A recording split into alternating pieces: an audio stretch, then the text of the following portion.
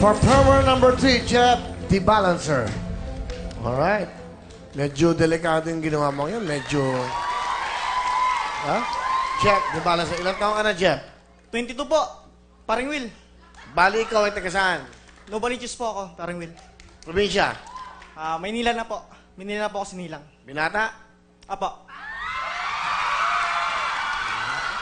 Diba, ha? Mukhang nagustuhan ka sa performance mo. Yan ba talaga ang trabaho mo? Apo, sa mga pistang bayan po, sa mga probinsya, nagigas po ako doon. Paring Will. So, bakit ka sumali sa The Will to Win? Unang-unang dahilan, kaya po ako sumali dito, ayon na rin po sa inyong narinig kanina, gusto ko po ipagpatuloy ang ganitong uri ng pagtatanghal na sinimulan po ng aking ninuno. Mula po sa aking lolo, sa tatay ko, sa mga tiyuhin, sa mga tiyahin. Ngayon po, papansin ko sa mga magpipinsan sa amin, ako na lang po siguro yung gumagawa ng ganitong uri ng hanap buhay. Very young. Saan mo natutunan yan? Nagkaroon po ako ng interest matutunan tong gantong uri ng pagtatanghal sa tiyuhin ko po. Yung original na si Roel, the balancer. Tiyuhin ko po. Asan siya ngayon? Hindi ko po alam kung saan po siya ngayon. Pero siya po ang nagturo sa akin. Bata pa po ako hanggang sa aking paglaki. Ginabayan niya po ako sa gantong uri ng pagtatanghal. Ibig mo sabihin, hindi mo na alam kung nasaan ang chewin mo, nasaan naging inspirasyon mo? Ngayon po, nagtatanghal pa rin po siya, pero yung eksaktong lugar, hindi ko po alam kung saan po siya ngayon. Right. Imbitahin mo, baka makapasok ka sa Grand Finals. Maganda yun, nandyan siya, oh. Di ba? Binabati ko yung tiyuhin ko. Ayan, salamat sa'yo. Salamat din sa papa ko na siyang nagpupush sa akin, gumagabay sa akin, nagbibigay sa akin ng mga aral tungkol sa mga pinagdaanan nila noon sa Tolda. Ayan. Salamat po. Yung Tolda kasi, yan yung tent ngayon. Yung mga panahon noon dati, Tolda, yun ang stage nila. So nakatolda lang.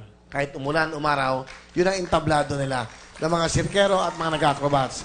Ito na ang ating mga comment. Mga commentators, Miss Ara. Hi, Jeff! O, diba? Umpisa pa lang, talagang napapapalakpak na ako sa'yo. Very entertaining at amazing yung performance mo. At saka yung Thank you po. performance na yan, talagang masasabi mo na it takes a lot of practice para ma-perfect. Pero it's all worth it dahil napatayo mo yung mga audience natin ngayon. Okay, Miss Ana. Ayun, para sa'yo, performer number 3. Alam mo yung una mong ginawa, yung bola, sabi ko sa sarili ko, nakita ko na yan eh. Pagkatapos, nung ginamit ko yung plato, grabe yung concentration mo sa balancing. Ah. Nakakabilib ah. Ikaw talaga yung nakita kong taong may will to win. Yan. Thank you po. Donita. Hi, Jeff! I like you. Ay, I like you kasi talagang sobrang pinakita mo kung anong talent meron ka. Hindi mo sila binitin, binusog mo sila ng sobra.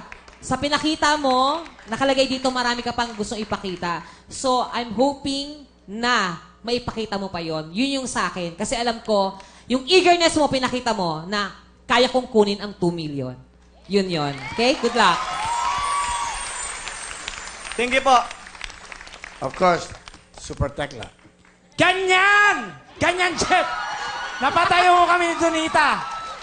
Tayo, di ba? Alam mo, Will, napapanganga ako bawat ano mo. Bawat labas ng mga, kung ano-anong ginagawa mo. Grabe. Sobrang bilib ako sa'yo, pare. Ang galing-galing mo, tol. Sobra. Next time yung mga plato, lagyan mo ng kanin, gano'n. Ulam.